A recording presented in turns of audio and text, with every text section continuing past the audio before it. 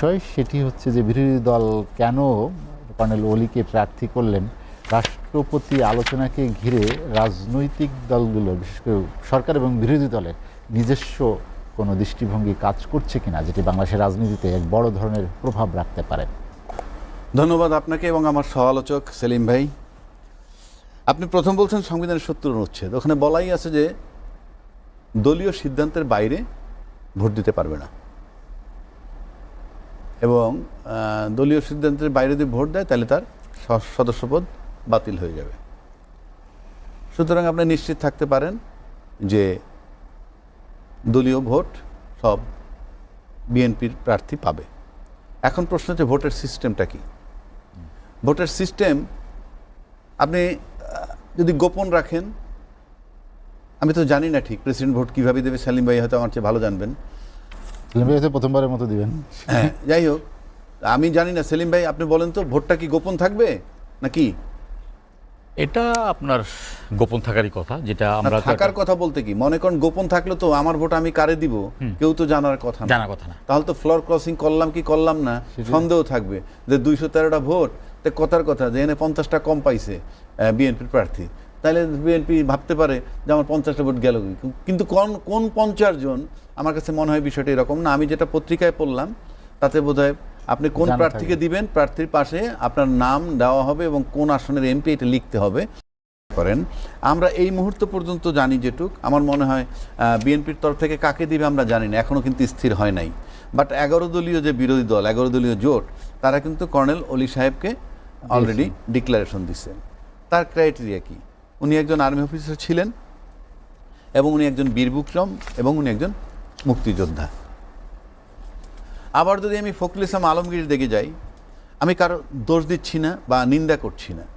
ফখরুল ইসলাম আলমগীর সাহেবের পারিবারিক ব্যাকগ্রাউন্ডে বলা আছে, তার ফ্যামিলিতে তার পিতা মুসলিম লীগ করতেন, তিনি মন্ত্রী ছিলেন। তো আমরা তো মুসলিম লীগ করা মানি তখন তাদেরকে রাজাকার ধরা হয় স্বাধীনতার পর থেকে। তো সেই হিসাবে তিনি, তার পরিবারের পারিবারিক প্রশ্ন আসে।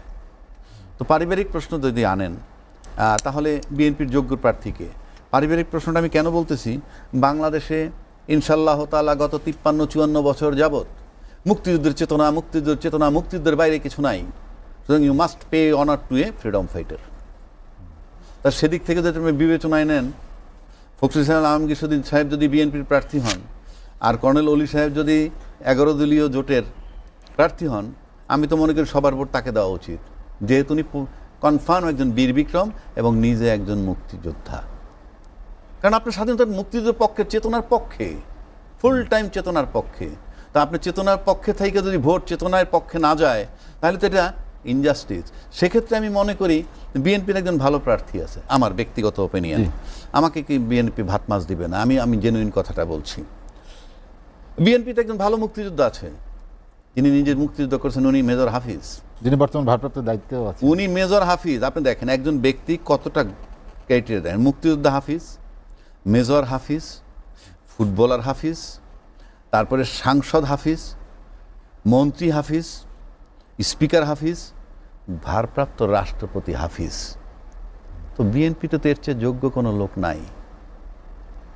এবং যদি মুক্তিযোদ্ধা হাফিজ ইলেকশন করেন আর মুক্তিযোদ্ধা কর্নেল ওলি নির্বাচন করেন, সেক্ষেত্রে মুক্তিযোদ্ধা হাফিজ যদি ভোট, জামাতের ভোটগুলোও পান, তা তো আমার কাছে ভালো লাগবে। কিন্তু যদি মুক্তিযোদ্ধা কর্নেল ওলি ইলেকশনে দাঁড়ান, আর বিএনপির তরফ থেকে আরেকজন এমনভাবে দাঁড়ান যার এই মুক্তিযোদ্ধা হিসেবে তার পরিচয় নাই, যার পারিবারিক ব্যাকগ্রাউন্ড নিয়ে বিতর্ক আছে, সে যদি পাশ করে, তখন মুক্তিযুদ্ধের চেতনা নিয়ে কথা বলা তাদের জন্য নিষেধ হওয়া উচিত আমি মনে করি। তো সেই হিসাবে রাজাকি আপনার সঙ্গে যোগ করি, যেটি সাদ হোসেন সেলিম বলেছেন যে আরেকটি নির্বাচনের আগে হয়েছে 91 সালে, যেটি তখন বিএনপির প্রার্থী ছিলেন আব্দুর রহমান বিশ্বাস, আর বিরোধী দল থেকে দেওয়া হয়েছিল বিচারপতি বদরুল হায়দার চৌধুরী। নিশ্চয়ই তাদের দুজনেরও আপনি তো ওইভাবে নিয়ে আসেন, জানেন, তখন আব্দুর রহমান বিশ্বাসই জয়ী হয়েছিলেন। ওইটাতে বললাম, ওইভাবে যদি বিষয় নিয়ে আসেন, তাহলে একটা কথা বলে দেই, এই মুক্তিযুদ্ধের চেতনাটা একটা রাজনৈতিক ইস্যু। নোবডি, কেউ ফিল করে না। ফিল করলে আপনি মুক্তিযোদ্ধার মেয়েরে রাজাকারের ছেলের সাথে বিয়ে দিচ্ছেন, আবার গল্প করেন। মানুষ, বাংলাদেশের লোকগুলাই জানি কেমন। আপনি যেটা টিকে রাখতে পারবেন সেটা বলেন কেন? আপনি মুক্তিযুদ্ধে এত গুরুত্ব দেন, মুক্তির জন্য জীবন দিয়ে দিতেছেন, হাতাহাতি হয় টক শোতে, যাদের বয়স 75-76 তারা হাতাহাতি করে, উত্তেজনা দেখলে নার্ভাস হয়ে যায় দেশ জাতি, তাহলে আপনি মুক্তিযোদ্ধা ভোট পাবেন না কেন? এই জন্য আমি বলবো, মুক্তিযোদ্ধার চেতনা বাস্তবায়ন করতে হইলে, মুক্তিযুদ্ধের প্রতি সম্মান দেখাইতে হইলে বিএনপির মধ্যে একমাত্র প্রার্থী এখন এই মুহূর্তে মুক্তিযোদ্ধা হাফিজ। তাহলে কি কর্নেল অলিকে রাষ্ট্রপতি প্রার্থী করে জামাত এবং 11 দল মুক্তিযোদ্ধার প্রতি এখন যদি মনে করেন এখানে ফখরুল ইসলাম আলমগীর সাহেব এমপি থাকেন, প্রেসিডেন্টের পদে থাকেন, আর ওইদিকে যদি কর্নেল অলি সাহেব থাকেন, তাইলে যদি ফখরুল ইসলাম আলমগীর সাহেব পাশ করেন আর কর্নেল অলি যদি ফেল করেন, তাহলে জাতি সুচিন্তিত মতামত দিছে মুক্তিযুদ্ধের বিরুদ্ধে। যেটি আমি আপনার কাছে জানতে চাই যে জামায়াতে ইসলামীর নেতৃত্বে যে 11 দল, তারা কি আসলে তাদের এখন যে কার্যক্রম আপনি জানেন, আমি একটু পিছনে যেতে চাই, বিরোধী দলের নেতার বাসভবনের আলোকচিত্র থেকে শুরু করে, আলোকচিত্র প্রদর্শন থেকে শুরু করে, এবং কর্নেল অলিকে রাষ্ট্রপতি মনোনয়ন দেয়া, তারা কি মুক্তিযুদ্ধের প্রতি ঝুঁকে গেল কিনা? ডেফিনেটলি আপনি যখন একটা মুক্তিযুদ্ধের, শোনেন, কর্নেল অলি সাহেব জামাতে যোগ দিলে, বাংলাদেশের ক্যারেক্টারটা কেমন জানেন?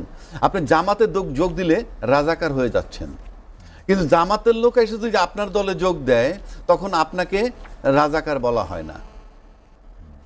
মানে ওইখানে গেলে রাজাকার হয়ে যাবেন, এইখানে আসলে আবার ওই রাজাকার পরিশুদ্ধ হয়ে যায় অন্য একটা দলে গেলে।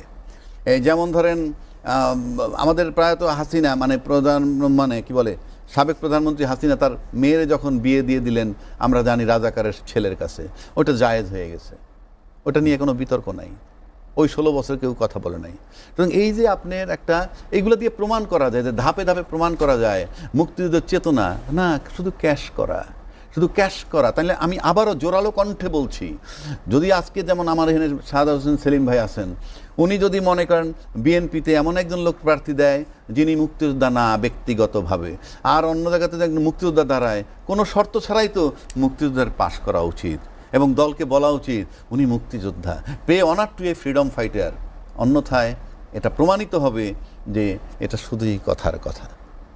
এইটি নিয়ে আসলে আপনি বলছেন যে রাজনৈতিক হাতিয়ার হিসেবে ব্যবহৃত হচ্ছে। অবশ্যই 55 বছর ধরে যেটি হচ্ছে সেটি থেকে তো বেরিয়ে আসার কথা ছিল, বা সেটিই তো 5 আগস্টের একটা আকাঙ্ক্ষা ছিল, সেখানে কেন জোর দিচ্ছেন না, বা সেই জায়গাগুলো কেন রাজনৈতিক, সেই কথাটা আপনি শুরুতে বলছেন যে টেকসই গণতন্ত্র। টেকসই গণতন্ত্র মানে আমি এক জায়গায় ঘুরতে গেলাম, গিয়ে দেখলাম যে ভাই এখানে তো একটা, এই এলাকায় প্রচুর জেলে আছে। আচ্ছা, তো জেলে আছে তো খাল শুকিয়ে যাইতেছে, তো খালটা খনন করতে হবে, পানি প্রচুর আনতে হবে, পইলা চইলে আসলাম। এভাবে রাষ্ট্র ঠিক হয় না। রাষ্ট্র ঠিক হওয়ার জন্য আপনার প্রাতিষ্ঠানিক যে পরিবর্তনটা দরকার। যেমন আপনি ধরেন একজন ব্রিগেডিয়ার জেনারেল চালান সিএমএইচ, জি হ্যাঁ, ব্রিগেডিয়ার জেনারেল যে সিএমএইচটা চালায় সেটা ঝকঝক চকচক করে কেন? ওই ব্রিগেডিয়ার সাহেব ঢাকা মেডিকেল কলেজ চালাইতে দেন ডাইরেক্টর হিসাবে, আমি লিখে দিতে পারি। ব্রিগেডিয়ার তো দূরের কথা, আর্মি চিফকে চালাইতে দেন, ব্যর্থ হয়ে জানাই ঢাকা মেডিকেলও যিনি চালান উনিও আর্মি অফিসার। আমি তো সেটাই বলছি, তাহলে সিএমএইচ তো ঝকঝক চকচক করে, কিন্তু ঢাকা মেডিকেল কেন পারে না? কারণ প্রাতিষ্ঠানিক যে সিস্টেমটা, এই যে আপনি একটু আগে বললেন যে টেকসই গণতন্ত্র, টেকসই গণতন্ত্রের কতগুলো শর্ত থাকে। নাম্বার 1, নাগরিকের ভোটের অধিকার। নাম্বার 2, নাগরিকের বিচার পাবার অধিকার। নাম্বার 3, নাগরিকের স্বাধীনভাবে কথা বলা এবং চলার অধিকার। এখন আসেন ভোটের অধিকার। ভোট যেটা দেখেন, আপনি আনুষ্ঠানিকভাবে ভোট দেখতেছেন, কিন্তু ভোটের পরে বলা হয় জাহিদুরে পাশ করানো হয়েছে, ও মিস্টার এক্স রে পাশ করানো হয়েছে, এই কথা কিন্তু হয়। এই যে পাশ করানো হয়েছে মানে ভোট হয় নাই, আর পাশ করানো হয়েছে মানে ওই সিটটা বিতর্কিত। আচ্ছা, এবারের ভোটে অনেকগুলো আসনে এভাবে বলা হয়েছে, তার মানে কি? আপনি যে 2টা আসনের কথা বলছেন, যে কেউ কেউ বলছেন নাহিদকে পাশ করানো হয়েছে, ডাক্তার শফিকুর রহমানের পাশ করানো হয়েছে, যদি তাই হয়ে থাকে তাহলে তো 2টা সিটের নির্বাচন হয় নাই। আপনি জিনিসটা বুঝছেন? এই যে মস্করা করে এসে বইলা ফেলায় টকশোতে এসে যে সমস্ত দলের লোকেরা একবারও ভাবে না বললাম কি, তুমি যেটা বললাম মানে তো 2টা সিটের নির্বাচন হয় নাই, এটা তো এই 2টা তো হয়ই নাই, যেহেতু দেওয়া হয়েছে, তাহলে বাকি 298টার অবস্থা কি? কোশ্চেন মার্ক হয়ে যায় না, বিতর্কিত করে যায়, বাহবা নয়, সস্তা বাহবা, পপুলারিটি। এখন আসেন, আপনি যে নাগরিকের বিচার অধিকার দিবেন, বিচার দেওয়ার অধিকারের পূর্ব শর্ত কি? স্বাধীন বিচার ব্যবস্থা। স্বাধীন বিচার ব্যবস্থার জন্য দরকার কি? স্বাধীন সচিবালয়, বিচার সচিবালয়। সেটা কি করলেন? এই ক্ষমতা এসে সেলিম ভাইরা বন্ধ করে দিলেন। তারপরে বলা হয়েছিল বিচারক নিয়োগ যে অধ্যাদেশ, সেটাকে আইনে রূপান্তর করলেন না।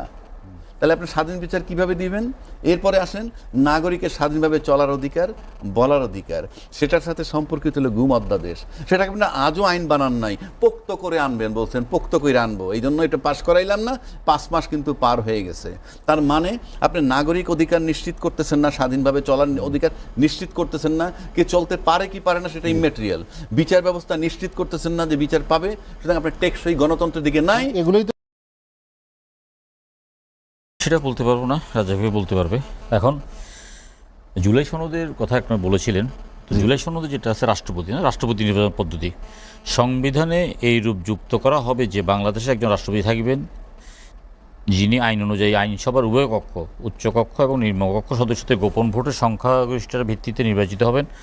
রাষ্ট্রপতি নির্বাচনে প্রার্থী হওয়ার ক্ষেত্রে বিদ্যমান সংবিধান অনুচ্ছেদ 48/4 বর্ণিত যোগ্যতাসমূহ এবং রাষ্ট্রপতি পদে প্রার্থী হওয়ার সময় কোনো ব্যক্তি বা কোনো রাষ্ট্রীয় সরকারি বা রাজনৈতিক দল বা সংগঠনের পদে থাকিতে পারিবেন না। এটা এখানে আপনার একটি রাজনৈতিক দল ছাড়া প্রত্যেকটি এটা একমত হয়েছেন, ইনক্লুডিং আপনার এনসিপি, জামাত, সবাই। একটি রাজনৈতিক দল বলতে আপনার ইসলামী আন্দোলন বাংলাদেশ এখানে আপনার দ্বিমত পোষণ করেছেন, নোট অফ ডিসেন্ট দিয়েছেন, এটা আর কি। তো যেহেতু এখন পর্যন্ত উচ্চকক্ষ গঠিত হয় নাই, তো নিম্নকক্ষের ভোটেই রাষ্ট্রপতি নির্বাচিত হবে। ভবিষ্যতে যদি কখনো উচ্চকক্ষ গঠিত হয় তাহলে উচ্চকক্ষ এবং নিম্নকক্ষের সদস্যদেরকে দিয়েই আপনার রাষ্ট্রপতি নির্বাচন করা হবে। এটা আমাদের আপনার জুলাই সনদের অঙ্গীকার, এই অঙ্গীকারকে আমরা আপনার বাস্তবে রূপ দিতে চাই এবং প্রতিটা রাজনৈতিক দলের অঙ্গীকারবদ্ধ এটাকে রাজনৈতিকভাবে তারা আপনার বাস্তবে রূপ দেবে আর কি। আর যেটা বলেছেন যে আপনার ওই মুক্তিযোদ্ধার বর্তমান যেটা বিরোধী দল প্রার্থী দিতে পারবে, কারণ গণতান্ত্রিক অধিকার, তারপরে সরকারি দল বিরোধী দল মিলে ভোট দেবেন এবং এটা গোপন ভোটের মধ্যেই হবে এই জিনিসটা। আর আপনার সেখানে তো বুঝে যায় জি প্রার্থী বিরোধী দলের অপশান আছে। কর্নেল ওলি সাহেবকে মনোনয়ন দিয়েছেন বিএনপি, এখন পর্যন্ত তার মনোনীত প্রার্থীর মানে আপনার করেন নাই, ডিক্লেয়ার করেন নাই। ডিক্লেয়ার করার পরে সেটা যাকে ডিক্লেয়ার করে সেখানে তখন তাকে ভোট দেওয়া হবে আর কি। তো সময় জানি আর দুদিনের মধ্যেই তো সবাই জানতে পারবেন যে হ্যাঁ, কালকের মধ্যে জেনে যাবে, হয়তো কালকের মধ্যে সবাই জেনে যাবে আর কি। তো এটা তো রাষ্ট্রের সর্বোচ্চ একটা পদ, সর্বোচ্চ পদে আপনার সবচেয়ে ভালো গ্রহণযোগ্য ব্যক্তি নির্বাচিত হলে ভালো হয় আর কি। তো এর আগে দিয়ে ধরেন কিছুটা ব্যর্থ ঘটনা হয়েছে, সেই ব্যর্থটা আশা করি খুব সুন্দরভাবেই এটা আপনার পরিপূরক হিসাবে আপনার দাঁড়াবে। আর বিরোধী দলের তো অনেকগুলো, আমি তো বললাম যে রাজনীতিতে অনেক সময় কৌশল আছে, অনেকগুলো কৌশল আছে। কৌশল অংশ হিসেবে তারা মানে 7ই মার্চের আপনার ছবি দিয়ে জিয়া রহমান সাহেবের স্বাধীনতার ঘোষণাটা দেন না, এটা তাদের সেই কৌশল তাদের হতে পারে এই ব্যাপারে। আর প্রার্থী দাঁড় করিয়েছেন একজন মুক্তিযোদ্ধাকে, সেটা তো কোনো মানে উনি একজন যুদ্ধকালীন সময়ে আপনার উপাধি পেয়েছেন, যুদ্ধে গুরুত্বপূর্ণ ভূমিকা আছে, এটা তো আর কেউ অস্বীকার করছেন না। তো তার বর্তমান রাজনৈতিক অবস্থান তো আপনার সেই আপনার মুক্তিযুদ্ধের সময়কার অবস্থা। জুলাই সনদের কথা বলছিলেন সেলিম ভাই, জুলাই সনদে বলা হচ্ছিল যে রাষ্ট্রপতি এবং প্রধানমন্ত্রীর ক্ষমতা এক ধরনের ভারসাম্য আনা হবে, একটা আলোচনা হয়েছিল। সে বিষয়ে আসলে কি সিদ্ধান্ত হয়েছে, বা সে ধরনের ভারসাম্য যদি আনা হয় তাহলে রাষ্ট্রপতি পদটা কতটা গুরুত্বপূর্ণ হয়ে উঠবে আগামী জাতীয় সংসদ নির্বাচনের আগে? না দেখুন, এখানে তো আপনার ওই রাষ্ট্রপতির ক্ষমতা নিয়ে আমরা সুনির্দিষ্টভাবে আলোচনা করেছি। যেমন আপনার রাষ্ট্রপতির একটা ক্ষমতা আছে আপনার ফাঁসির আসামিকে মওকুফ করার ব্যাপারে, বুঝছেন না?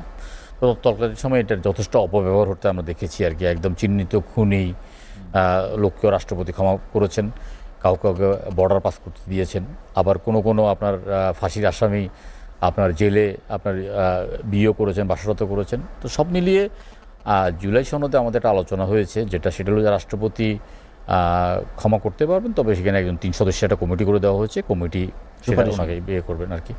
রাষ্ট্রপতি আপনার সুপ্রিম কোর্টের যে কোনো বিচারপতিকে, সুপ্রিম কোর্টের হাইকোর্ট ডিভিশনের যে কোনো বিচারপতিকে প্রধান বিচারপতি হিসেবে নিয়োগ দিতে পারতেন, যে কোনো বিচারপতিকে। কিন্তু এখন বলা হয়েছে সুপ্রিম কোর্টের অ্যাপিলেট ডিভিশনের টপমোস্ট যিনি আছেন সিনিয়র এবং সেকেন্ড যে আছেন তিনি, এটা বিএনপি ইয়েতে এইভাবে রাষ্ট্রপতির ব্যাপারে করেছি আর কি। আমরা আপনার ক্ষমতাকে আমরা একটা মোটামুটি সুনির্দিষ্ট করে দিয়েছি। আর এছাড়া আপনার ঐক্যমত্য কমিশন সেটা কাজ আপনার যেটা আমরা চিন্তা করতে পারি না। ধরেন আপনার এখানে অ্যাটর্নি জেনারেল নিয়োগ, জাতীয় মানবাধিকার কমিশনের চেয়ারম্যান ও সদস্যদের নিয়োগ, তথ্য কমিশনের চেয়ারম্যান এবং সদস্যদের নিয়োগ, বাংলাদেশ প্রেস কাউন্সিলের চেয়ারম্যান নিয়োগ, আইন কমিশনের চেয়ারম্যান নিয়োগ, বাংলাদেশ ব্যাংকের গভর্নর নিয়োগ, বিশ্ববিদ্যালয় মঞ্জুরি কমিশনের চেয়ারম্যান নিয়োগ, এনার্জি রেগুলেটরি কমিশনের চেয়ারম্যান ও সদস্য নিয়োগ, বাংলাদেশ টেলিকমিউনিকেশন রেগুলেটরি কমিশনের চেয়ারম্যান ও সদস্য নিয়োগ, সশস্ত্র বাহিনী সমূহ সেনাবাহিনী, নৌবাহিনী, বিমান বাহিনী প্রধানদের নিয়োগ, প্রতিরক্ষা গোয়েন্দা মহাপরিচালক ডিজিএফআই এর মহাপরিচালক নিয়োগ, জাতীয় নিরাপত্তা গোয়েন্দা এর এনএসআই এর মহাপরিচালক নিয়োগ।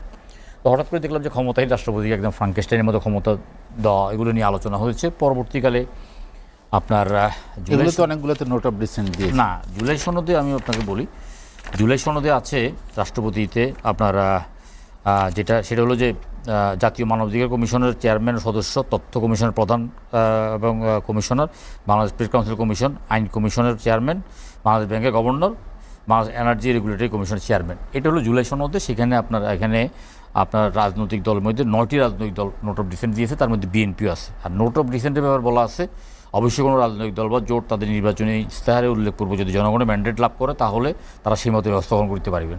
তার মানে আপনার এই যেটা আপনার নোট অফ ডিসেন্ট দিয়েছেন, জি, তাতে করে আপনার বিএনপি যেটা মেনেছেন, বিএনপি হলো যে জাতীয় মানবাধিকার কমিশনের চেয়ারম্যান ও সদস্যদের নিয়োগ, তথ্য কমিশনের চেয়ারম্যান ও সদস্য নিয়োগ, বাংলাদেশ প্রেস কাউন্সিলের চেয়ারম্যান নিয়োগ, আইন কমিশনের চেয়ারম্যান নিয়োগ, এখানে এনার্জি রেগুলেটরি আর বাংলাদেশ ব্যাংকের গভর্নর, এই ব্যাপারে নোট অফ ডিসেন্ট দিচ্ছে। তাহলে এখন নোট অফ ডিসেন্টের ব্যাপারে বলা আছে যে রাজনৈতিক দলগুলো সংখ্যাগরিষ্ঠতা লাভ করবে বা ক্ষমতা আসবে, তারা তাদের মতো করে সেটা বাস্তবায়ন করতে পারবে। তাহলে এটা বিএনপি যেভাবে চাইছে সেইভাবেই আপনার এখন 2টার প্রশ্ন নোট অফ ডিসেন্ট দিয়েছে।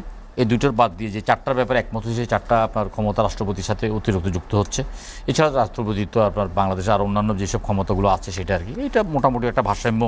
এর আগে তো রাষ্ট্রপতি কোনো ক্ষমতাই ছিল না। আমরা জুলাই সনদের ভিত্তিতে রাষ্ট্রপতিকে বেশ কিছু নিয়োগের ক্ষমতা দেওয়া হয়েছে। আর রাষ্ট্রপ্রধান রাষ্ট্র সংসদীয় গণতন্ত্রে রাষ্ট্রপতির ক্ষমতা সব জায়গায় একটু আপনার যেটা বাকশাল আমলে বা আওয়ামী লীগ আমলে যেটা সংবিধান ছিল, প্রথমে আপনার সংসদীয় পদ্ধতিতে রাষ্ট্রপতি প্রধানমন্ত্রী শাসিত সরকারের মধ্যে তখন সমস্ত ক্ষমতা প্রধানমন্ত্রী, আবার যখন বাকশাল করেছে তখন সমস্ত ক্ষমতা রাষ্ট্রপতির। পরবর্তীতে 1979-এ চেক অ্যান্ড ব্যালেন্স করে মোটামুটি রাষ্ট্রপতিকে কিছু ক্ষমতা দিয়ে আপনার একটা পরবর্তী 5ম সংশোধনী করা হয়েছে। আর এইবার মোটামুটি রাষ্ট্রপতিকে আরও 4টা ক্ষমতা দেওয়ার পরে রাষ্ট্রপতি পদটা আলংকরিক এবং তাৎক্ষণিকভাবে আপনার এইসব নিয়োগের ক্ষমতা পাওয়ার পর রাষ্ট্রপতি পদটা আলংকরিকের চাইতেও কিছু নির্বাহী ক্ষমতা এখানে যুক্ত হয়েছে। সেলিম ভাই, যেটি আপনি বলছিলেন যে মানবাধিকার কমিশন, আপনি জানেন যে গুম কমিশন, আরও বেশ কয়েকটি আইন, যেটি গুম প্রতিকার আইন যেটি মন্ত্রিপরিষদে অনুমোদন হয়েছে, বাকি অন্য বেশ 3-4টি আইন যেটি আছে যেগুলো এখনও প্রক্রিয়াধীন, যেগুলো অধ্যাদেশগুলো আইনে রূপান্তর করা হয়নি, সেগুলো নিয়োগ গঠন প্রক্রিয়ায় যদি রাষ্ট্রপতি অন্তর্ভুক্ত থাকেন, গণতন্ত্রের যে রক্ষা কবচ, এই বিষয়গুলো এখানে রাষ্ট্রপতির ভূমিকা আসলে কতটা গুরুত্বপূর্ণ হতে পারে, এবং দলের প্রায় 2/3 সংখ্যাগরিষ্ঠতা এই নিয়ে রাষ্ট্রপতি এবং সংসদ, এই দুটি আসলে ভারসাম্য কীভাবে আসবে? না, আমি আপনাকে আবার বলছি, সংসদীয় গণতন্ত্র রাষ্ট্রপতি পদটা অলংকারিক পদ, এটা একটা অলংকারিক পদ। এটা সেটিকে সংসদ নিয়ন্ত্রিত হবে নাকি রাষ্ট্রপতি তার স্বাধীনভাবে মতামত নিতে পারবে? আমি শুধু একটু জানতে চাই মানবাধিকার রাষ্ট্রপতির ক্ষেত্রে রাষ্ট্রপতি যে ক্ষমতাগুলো আছেন উনি এটা স্বাধীনভাবে প্রয়োগ করবেন, এখানে কোনো রকম কোনো বাধা নাই। আর বিএনপি তো গুম কমিশন এবং মানবাধিকার কমিশনকে এক করে আরও শক্ত করে এবং আরও 2টা আইনকে একটা সাথে একটা ওভারল্যাপিং না হয় এই ধরনের পরীক্ষা নিরীক্ষা করেই তারা মন্ত্রিসভা পাশ করেছেন এবং নেক্সট আপনার সংসদে উপস্থাপিত হবে, নেক্সট সংসদে আরও কিছু বিল উপস্থাপিত হবে আর কি। তো যেহেতু বিএনপি সরকারের জনগণের ম্যান্ডেট পেয়েই নির্বাচিত হয়েছে, বিএনপি তার অন্য কোনো রাজনৈতিক দলের ম্যান্ডেট অনুযায়ী কাজ করবেন না, তাই না? বিএনপি তার নিজস্ব যে দৃষ্টিভঙ্গি, সেই দৃষ্টিভঙ্গি নিয়েই রাজনীতি করবেন, সেই দৃষ্টিভঙ্গি নিয়ে প্রশাসন চালাবেন, সেই দৃষ্টিভঙ্গি নিয়ে রাষ্ট্রকে সামনের দিকে এগিয়ে নিয়ে যাবেন। এর তো ব্যর্থ ঘটার কথা না। সাধারণ সেলিম, আমি আপনার কাছে আবার আসবো। অ্যাডভোকেট আবু হেনা রাজ্জাকি, গণতন্ত্রের রক্ষা কবচ যেটি মানবাধিকার কমিশন, গুম কমিশন, স্বাধীন বিচার ব্যবস্থা যেগুলো আছে, সেগুলোতে আসলে রাষ্ট্রপতি কতটা কর্তৃত্ব থাকবে, এবং দলীয় সরকার, বিশেষ করে 2/3 সরকার, সেটি গণতন্ত্রকে টেকসই করার ক্ষেত্রে সেই ভূমিকাটা রাখতে পারবে কিনা? আবু হেনা রাজ্জাকি, আপনার কি মনে হয়? ধন্যবাদ আপনাকে এবং আমার সহ আলোচক সেলিম ভাই। সেলিম ভাই যেমন জুলাই সনদ থেকে অনেকগুলি পড়লেন, অনেক কিছু পড়লেন, এইটা এই মুহূর্তে যেটা পড়ছেন ঠিক আছে, কিন্তু এই পড়াটা তো অনর্থক, কারণ এই মোতাবেক কিছু হয় নাই। তো এই মোতাবেক কোনো সংশোধন হয়েছে? হয় নাই। তো এখন পর্যন্ত যে নোট অফ ডিসেন্ট করে রাখছি তাও তো সংশোধন হয় নাই, কিছুই নাই। ওই যেই সংবিধান যেখানে ছিল ঠিক সেইখানে বসে আছে। এবং কিছু অদ্ভুত লাগে, সেই সংবিধানে ঢুকলো কেমনে ওনারা? সংবিধানের ভিতরে আপনি ঢুকলেন কেমনে? এই যে কয়েকদিন আগে 5 মাস আগে বা 5 মাস পরে কয়েকদিন আগে যে আমাদের রাষ্ট্রপতি শাহাবুদ্দিন চুপ্পু সাহেব পদত্যাগ করলেন।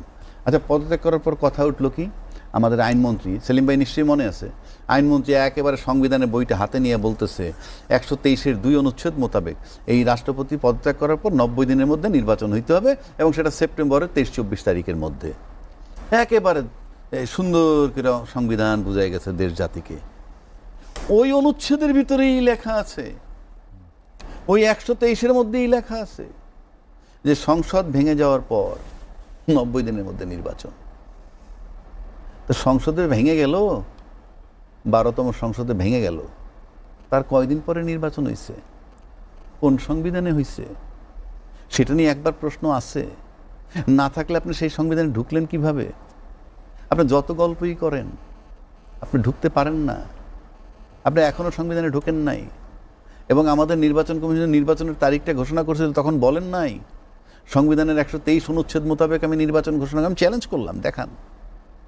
তার মানে সংবিধানের বাইরে, আপনি সংবিধানের বাইরে বসে নির্বাচন করছেন। সামনে প্রশ্ন আসতেই পারে, আপনি কিভাবে নির্বাচিত? এখন বলতে পারেন তুমি রাজ্জাকে জিজ্ঞেস করলে কিছু আসে যায় না, আসলে কিছু আসে যায় না। শেখ হাসিনাও তাই ভাবতো, কিন্তু যখন একটা ঐক্যমত তৈরি হয়ে যায় তখন তো বুলেট টুলেট কিছু চলে নাই। শেখ হাসিনা কিন্তু বলতে পারে নাই আমি সংবিধান মোতাবেক প্রধানমন্ত্রী আসি বইলে থাকতে পারে নাই, চলে যেতে হইছে। তো টাইম ইজ কামিং। আপনাকে তো নিয়মের ব্যত্যয় ঘটানো যাবে না, আর সেই নিয়মের ব্যত্যয় ঘটাই আপনি পার্লামেন্টে বসবেন আর ওইখানে বসে বসে আইন পাশ করে দেশবাসীরা মানতে বলবেন, কি করে সম্ভব? আপনি নিজের বিবেক থাকবে না, আপনি আইনের ঊর্ধ্বে থাকবেন আর আমাকে আইনের আওতায় নিবেন, এটা তো হয় না। এইবার আসেন মানবাধিকার কমিশন গঠন, বা আমি ওখানে যেতে চাই যে আমি সেটাই বলতেছি, আপনি গণতন্ত্রের রক্ষা কবচের ভিতরে একটু আগে তো আপনাকে বললাম বিচার নিয়োগের যে বিষয়। আবার আসেন মানবাধিকার কমিশন অধ্যাদেশ, এই যে বেসিক জায়গাগুলা আপনার কথায় কথায় বলে 133টা অধ্যাদেশ ছিল, 98টা পাস করছি। আরে ভাই, ভাইটাল জিনিস 5টা পাস করার নাই তো কি? What is the use of it? আপনি এটার ইউজটা কি? আপনি লোকের সংখ্যা বুঝে তো লাভ নাই। এই দেশের লোক এখন সেই জায়গাটায় নাই। কেন নাই সেটাও বলে দিচ্ছি। সেলিম ভাই আমার সামনে, ওনাদের দলের দায়িত্বশীল ব্যক্তিরা বলছিলেন জুলাই একটা ইমোশন, ওটা দিয়ে রাষ্ট্র চলে না। বলছে না, জুলাই একটা ইমোশন, ওটা দিয়ে রাষ্ট্র চলে না। অথচ আজকে কিন্তু জুলাইয়ের সময় যে 1 দফা ঘোষণা আসছিল সেটার ঘোষককে, সেটা নিয়ে কারাকারি চলছে। পুরো জুলাইকে নিয়েই তো কারাকারি। তার মানে কি, জুলাইয়ের একটা বিশাল ইম্প্যাক্ট বাংলাদেশের রাজনীতিতে এখন আছে এবং এইটা বুঝতে পাইরা যে চলতে হবে সামনে জুলাইকে ধারণ করে, তাই এখন এটাকে ক্যাশ করার পরিকল্পনা। ক্যাশ করার পরিকল্পনা কেন বলছি? আপনি প্রফেসর ইউনূস সাহেব যে এই জুলাই জাদুঘরের উদ্বোধনে গেলেন, উনি কি ওনাকে যে গ্যালারিতে, দর্শক গ্যালারিতে ডাইকেই না ওনাকে বসাইলো প্রধানমন্ত্রীর পাশে, উনি কি জুলাই যোদ্ধা ছিলেন? উনি তো যত বড় আন্দোলন হয়েছে সব দল মিলে করছে, বিএনপিও করছে, উনি তো তখন প্যারিসে। 8 তারিখ আপনি ওনাকে বসাইলেন, কিন্তু এই মুক্তিযুদ্ধের আর এই যে জুলাইয়ের যারা অগ্রপথিক, আপনি বিএনপি আছেন, জামাত আছেন, XYZ আছেন, নো ম্যাটার, কিন্তু ফিজিক্যালি যে লোকগুলোর সামনে দৃশ্যমান ছিল তার ভিতরে ছাত্রদের কিছু নাম আছে যারা উপদেষ্টাও হয়েছিল, তারা আজকে একটা দলও করছে। তাদেরকে আপনি দাওয়াত দেন নাই তা না, গয়রহ কার্ড দিয়ে দিচ্ছেন না, তাদেরকে আপনার স্পেশাল দাওয়াত দিবেন। স্পেশাল দাওয়াত মানে কি? মঞ্চে বসবে। আচ্ছা, মঞ্চে যদি না বসান, আপনি যদি তারা দর্শক গ্যালারিতে বসায় রাখেন এবং তারা যদি যাইতো ওখানে, নাহিদরা যদি দর্শক গ্যালারিতে বসে থাকতো, তাহলে রেজাল্টটা কি দাঁড়াইতো? রেজাল্টটা দাঁড়াইতো যে জুলাইয়ের টোটাল স্বীকৃতি, কৃতিত্বটা মঞ্চে যারা বসা আছে তাদের। তাই তারা যায় নাই, কারণ আপনি তার কৃতিত্ব দিতে হবে। এই যে আমাদের স্বাধীনতার একটা ঘোষক নিয়ে আজও বিতর্ক চলছে, সংবিধানে লেখা আছে বঙ্গবন্ধু স্বাধীনতার ঘোষক।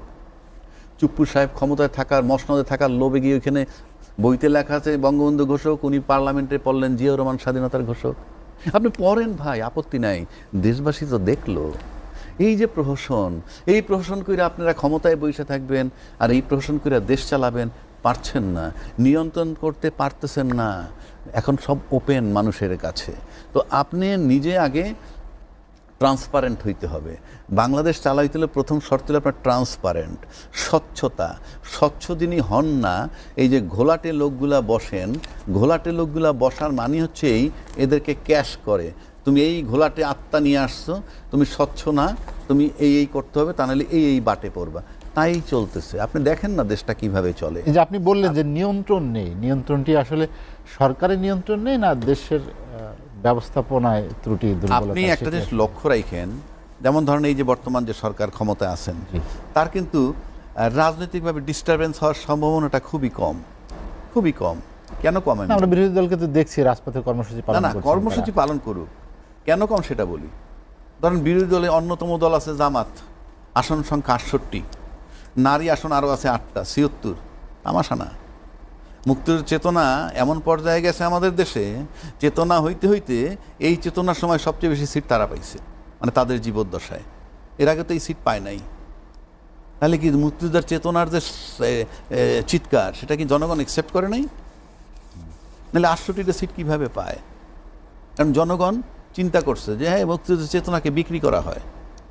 আচ্ছা, এই যে 76টা সিট তার আছে নারী আসন নিয়ে, সে এই পার্লামেন্টে কেন ডিস্টার্ব করবে? কারণ সে একটা বিরোধী দলের পতাকা লাগায় ঘুরতেছে। তোমরা তাকে রাজাকার বলো, সে তার বিদেশি বাংলাদেশের পতাকা লাগায় ঘুরতেছে। সুতরাং এই 5 বছরে সে আরও সাংগঠনিকভাবে শক্ত হওয়ার প্ল্যান করবে। এনসিপি একটা দল, সকাল বিকাল যাদেরকে টিভিতে ডাইকে না আপনারা বলেন তোমার আয়ের উৎস কি, আর কোনো দলে ডাকার ক্ষমতা আপনাদের নাই, আর কোনো দলের ক্ষমতা নাই আপনারা। আপনারা জানেন রাজনীতিবিদরা কেমনে চলে, আমরা জানি। কিন্তু ওই কয়টা ছেলের নরম পাইছে না, এসে তাদেরকে জিজ্ঞেস করেন বারবার, উৎস কই, টাকা পাও কই, চলো কেমনে, প্রাডোতে উডো কেমনে, ইত্যাদি ইত্যাদি। তো এটা বলে দুর্বল বলে। কিন্তু 6টা সিট পাইছে। বাংলাদেশ এসে প্রথম একটা রাজনৈতিক দল যে 1 বছর যার বয়সে 6টা সিট পাইছে। এখন কেউ কেউ বলে 6টা সিট দেওয়া হয়েছে, দেওয়া হলে তো পুরো ইলেকশনটাই বাতিল হয়ে যায় বেটা। কাজে 6টা সিট পাইছে। তো যারা 6টা সিট পাইছে তারা কি করবেন? 2টা নারী আসন, 8টা সিট। রাশেদ খানের জিন্দিগিতে একটা সিট পায় নাই, আওয়ামী লীগের করুণায় পাইছে। তো এখন তারা 8টা সিট পাইছে, তারা কি করবে? পার্লামেন্ট থাক, আমরা দলটা গুছাই। কিন্তু এই দিক দিয়ে সমস্যা নাই। প্রশ্ন অন্য জায়গায়। আপনার বিদ্যুৎ বিল বাড়াচ্ছেন, আকাশচুম্বী, গ্যাস বিল আকাশচুম্বী, গ্যাস নাই। এবং তাত্ত্বিকভাবে কোনো কোনো উপদেষ্টা বলেন গ্যাস বিল বাড়লে কী হবে, টাকাটা তো দেশের বাইরে যাচ্ছে না, আপনাকে রাইটটা কে দিছে যে আমার কাছে টাকা চুইসে নিয়ে আপনি রাখবেন? পকেট খালি হচ্ছে তো। আমার টাকা চুইসে নিয়ে আপনি রাখবেন, আপনাকে রাইটটা কে দিছে? চিবিয়ে চিবিয়ে বলে, মানে অসহ্য। আপনি এইভাবে কথা বলতে পারেন না। আবার আরেকজন দায়িত্বশীল মন্ত্রী বলছেন আজকে বিদ্যুতের কোনো ঘাটতি নাই, গ্রামগঞ্জে বিদ্যুতের অভাব নাই, লম্বা লাইনটা লম্বা খুব, কোথাও কেটে গেলে খুঁজে বের করতে সময় লাগে, তাই লোডশেডিং থাকে। এগুলো কোনো যুক্তি? এটা ইয়ের মতো। কেউ কেউ বলতেছে এখন ইলেকট্রিক চুলা চালায়, সেই জন্য বলতেছে শর্ট। যেটা হাসান মাহমুদ বলছিল প্রচুর মোবাইল রিচার্জ করে, তাই বিদ্যুতের ঘাটতি। আমরা যে কোথায় আসি আমি জাস্ট আমার মাথায় ধরে না। আপনি গণতন্ত্র খুঁজেন, আপনি আগে ঠিক হন। To the pure all things are pure. আপনি নিজে ভালো তো জগৎ ভালো। এটা যারা লিখছে, আজও বাংলাদেশে কোনো দার্শনিক পয়দা হয় নাই যে কথাটা মিথ্যা, যে to the pure all things are pure. তো তা নাহলে আপনার কথা শুনবে না কেন? ক্ষমতাসীনদের অনেকেও তো বিষয়টি উপলব্ধি করেন। আপনি জানেন একজন সংসদ সদস্য কথা বলেছেন। আপনি এই সংস্কার না করলে হবে না তো। একটা আগে বললামই তো, সিএমএস কেন এত ক্লিন থাকে, ঢাকা মেডিকেল কলেজ চলে না কেন? আপনি হাঁটতে হাঁটতে যাইতেছেন, যেদিকে চোখ যায় আই এম দ্য বস, আমি যা বলি তাই হবে, এখান থেকে একটা রাস্তা হবে। রাস্তাটা যাচ্ছে কোথায় কিন্তু জানেন? হাওরের মধ্যে দিয়ে। আব্দুর রহমান সাহেব হামিদ সাহেব নিয়ে গেছে কোত্থেকে? হাওরের মধ্য দিয়ে। একটা সভ্য জগতে এটা চলে নাকি? একটা হাওরের মধ্যে দিয়ে রাস্তা নিয়ে দুই পাশে কি করে দিলেন? দুই পাশের পানি চলাচল কি করে দিলেন আপনি? দিস ইজ, এই হলো আবেদন। আমি হাইটে যাইতেছি, হ্যাঁ এখানে একটা খেলার মাঠ হওয়া দরকার। আমি হাইটে যাইতেছি, এখানে এই ক্যান্টিন হওয়া দরকার, বলে দিলে হয়ে। দিস ইজ নট, এটা পলিসি না। আপনার সব সিস্টেমে চলবে অটো। এই অটো করার জন্য যে সংস্কারটা দরকার ছিল, সেই সংস্কারের জন্য গণভোট, গণভোটের সাথে জুলাইয়ের বাস্তবায়ন। আপনি করছেন না কেন? আমি দায়িত্ব নিয়ে চ্যালেঞ্জ করে বলতেছি, জুলাই সনদ যদি 100% বাস্তবায়ন করা হয়, এই দেশের কোনো ক্ষতি হবে না। নাম্বার 1, কেউ যদি বলতে পারে দেশের ক্ষতি হবে, আমি আর টকশোতে আসবো না। নাম্বার 2, দেশের জনগণের কোনো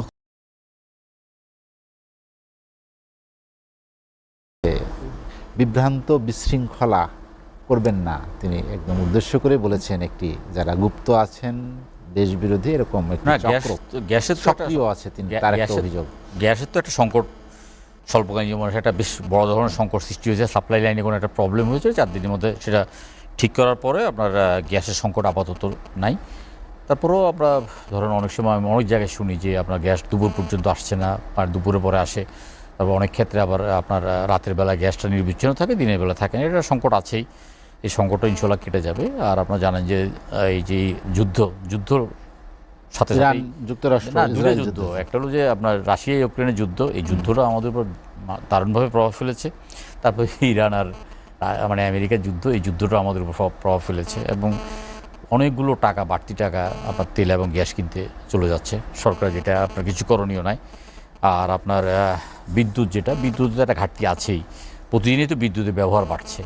তো সেই হিসেবে ঘাটতি পূরণ করার জন্য মানে একটা শক্ত একটা অবস্থানে যেতে হবে এবং আরও অনেকগুলো বিদ্যুৎ কেন্দ্র প্রতিষ্ঠা করতে হবে এবং এক্ষেত্রে সরকারের নিয়ন্ত্রণটা প্রতিষ্ঠা করতে হবে গ্যাস এবং বিদ্যুতের উপর। এবং আপনার এটার কোনো ব্যর্থ ঘটানো যাবে না আর কি, আমরা মনে করি আর কি। আর আপনার মাননীয় প্রধানমন্ত্রী কেন এই শঙ্কা প্রকাশ করলেন যে একটি চক্র এখনো সক্রিয় আছে একটা অস্থিরতা তৈরির জন্য? এটা কি সংকটকে স্বৈরাচারের একটা বড় ধরনের একটা মানে তাদের একটা সমর্থক গোষ্ঠী আছে না, যাদের মধ্যে কোনো অনুশোচনা নাই, যাদের মধ্যে কোনো আত্মজিজ্ঞাসা নাই, আপনার যাদের মধ্যে কোনো আপনার আত্মসমালোচনা নাই, সেরকম একটা গোষ্ঠী আছে। পাশাপাশি অনেকেই তো আপনার ঘর পোড়ার মধ্যে আলো পোড়া দিতে চাইবে। তো সরকারি দল হিসেবে তো সরকার দায়িত্বশীলতার পরিচয় দিয়ে এইসব সংকটকে মোকাবিলা করবে, কোনো সমস্যা নেই। এবং আপনার এখানে বিরোধী দল সরকারের বয়স 6 মাস হওয়ার আগেই রাজপথে নেমে আপনার শেষ সচিবালয় ঘেরাও করতে যায়। তো এই দেশে তো এরকম সংকট মানে হবে, গদি ছাড়তে বলে, ছাড়তে বলে। এখন গদি ছাড়তে হবে, যে ধরেন কথা যে গদি ছাড়তে হয়, তো কার কাছে ছাড়বে, কেন ছাড়বে? তাহলে জনগণ যে ভোট দিল 5 বছরের জন্য একটা নির্বাচন করলো, তো এইটা আসলে মানে বলার জন্য বলা আর কি। তবে আমরা আশা করব আর কি সরকারের যে আপনার রাষ্ট্রযন্ত্রকে আরও সক্রিয় হতে হবে, আরও গণমুখী হতে হবে এবং আরও কার্যকর হতে হবে। এবং এগুলো একটা ঘাটতি আছে আপনার রাষ্ট্রযন্ত্র। কি করা প্রয়োজন আপনার কি মনে হয় যে ক্ষমতাসীন দলের একজন সদস্য হিসেবে আপনার পরামর্শটা কি? ধরুন ক্ষমতাসীন দলের মাননীয় প্রধানমন্ত্রী, মন্ত্রী পরিষদের সদস্যরা যতটা অ্যাক্টিভলি কাজ করছেন, রাষ্ট্রযন্ত্র যাদের উপর নির্ভরশীল, সে আমলাতন্ত্র কিন্তু সেইভাবে কাজ করছে না। তাই এটা তাদের পুরনো অভ্যাস, আমলাতন্ত্র একদম ব্রিটিশের উত্তরাধিকার হিসেবে আছেন। সেই হিসাবে আমলারা কাজের গতি স্থবির করে দেওয়ার জন্য, তারপর কোনো ক্ষেত্রে বিভ্রান্ত করার জন্য তারা চেষ্টা করছেন। আমরা তো দেখতে পাচ্ছি, আমরা অনেকগুলো কাজ করতে চাই যেগুলোর ক্ষেত্রে মাঝে মাঝে বাধা হয়ে দাঁড়াচ্ছে আর কি। তো সরকারকে ওইগুলো সচেতনভাবেই নিয়ন্ত্রণ করতে হবে। এবং গত 15 বছর তো আপনার ডিএনএ টেস্ট করা ছাড়া কাউকে নিয়োগ করা হয়নি, ডিএনএ টেস্ট করা ছাড়া কাউকে প্রমোশন দেওয়া হয়নি। একঝাঁক আপনার এই আমলাতন্ত্রের মধ্যে সরকারকে কাজ করতে একটু বেকায়দায় পড়তেই হবে। তার মতো যেহেতু আপনার সরকার একটা নির্বাচনী ইশতেহার দিয়ে জনগণের রায় পেয়েছে, এই নির্বাচনী ইশতেহার বাস্তবায়ন করার জন্য প্রত্যেকে সহযোগিতা করতে বাধ্য। সহযোগিতা যদি না করে তাহলে মোটামুটি বাড়ি চলে যাওয়ার রাস্তাও আমরা খোলা রেখেছি আর কি, বাড়িতে পাঠিয়ে দেবো যদি সহযোগিতা না করে। তো সেই মনোভাব নিয়ে আমরা কাজ করছি এবং আমরা ইনশাল্লাহ সফল হব। সাদাত হোসেন সেলিম, আপনাকে অসংখ্য ধন্যবাদ। অ্যাডভোকেট আবু হেনা রাজ্জাকি ভাই, আমরা যেটা আলোচনা করছিলাম, আপনি বলেছেন গ্যাস এবং বিদ্যুতের কথা। আমার প্রশ্ন হচ্ছে যে এই সংকট কি আসলে সহসা কাটবে কি কাটবে না, বা সংকট কি আরো বেশি ঘনীভূত হবে কিনা, এজন্যই কি এই অস্থিরতার একটা সংখ্যা প্রকাশ করা হচ্ছে? যেই জায়গাটা ছিলাম, এই যে গ্যাস সংকট, তারপরে বিদ্যুৎ সংকট, দ্রব্যমূল্যের ঊর্ধ্বগতি, আমি রাজনীতিতে বললাম না, রাজনীতিতে কিন্তু ওই 11 দল রাজনৈতিকভাবে রাজনৈতিকভাবে কিন্তু 11 দলের ওই সমস্ত ডিস্টারবেন্স হবে না, তারা ওই ডিস্টার্ব করতে যাবে না। প্রধানমন্ত্রী তো বলেছেন যে কিন্তু আপনি এইগুলা তো রাজনৈতিক প্রবলেম না, এগুলা বিদ্যুৎ নাই, কেন নাই সেই প্রশ্নে গিয়ে তো আমার লাভ নাই। কেন নাই বললে তো আমি মানবো না। বাসায় খাবার নাই, কেন নাই বললেই তো মানবে না, খাবারটা তো লাগবে, বিদ্যুৎ লাগবে, গ্যাস লাগবে, দ্রব্যমূল্যের ঊর্ধ্বগতি যেটা, এটাকে আপনার নিয়ন্ত্রণ করতে হবে। এটা যাতে ব্যর্থ হন, এটার প্রেশার আপনি অটো পড়বে, এটা তো বলা লাগবে না, অটো পড়বে। আচ্ছা, এই প্রেশারটা পড়বে। একইভাবে যদি আপনি আসেন বাংলাদেশের ভূরাজনীতির দিকে, যদি 3টা দেশের সুপার খেলা চলতে, বিশেষ করে চায়না আমেরিকার সুপার একটা খেলা চলতেছে। এই চায়না আমেরিকা ইন্ডিয়া এদের সুপার খেলা যখন তুঙ্গে গেছে, তখন কিন্তু হাসিনা টিকতে পারে নাই। মানে উনি কিন্তু হেকমত করে চলছে দীর্ঘদিন, কিন্তু যখন ম্যাচিউরড হয়ে গেছে তুঙ্গে, তখন ব্যর্থ হয়েছেন, চলে গেছেন। চলে যাওয়ার পর ওই তপ্ত পাটাতনের প্রেসে দাঁড়াল ইউনূস সাহেব, ওনারা দাঁড়াইতে দিলেন না। ওনারা কিন্তু দাঁড়াইতে দেন না, 250 আন্দোলন হয়েছে। এখন কিন্তু বলে 5 মাস খুব লম্বা সময় না, একবারও কিন্তু তখন বলে না ইউনূস সাহেবরে আসার পর যে এটা খুব লম্বা সময় না। আরে মেয়ে তাড়াতাড়ি নির্বাচন দেন আপনি। আরে মেয়ে আপনি তো ইউনূস সাহেবের মাথায় লবণ রেখে বড়ই খেয়ে দিতে পারতেন, আপনাদের যদি লোভ একটু কমাইতেন। ইউনূস সাহেব নির্বাহী আদেশ দিয়ে আওয়ামী লীগরে ব্যান্ড করছিল। এটা দিয়ে যে পার্মানেন্ট বন্ধ করাই থুইতেন, আপনারা কিন্তু দুধের দোয়া থাকতেন এখন।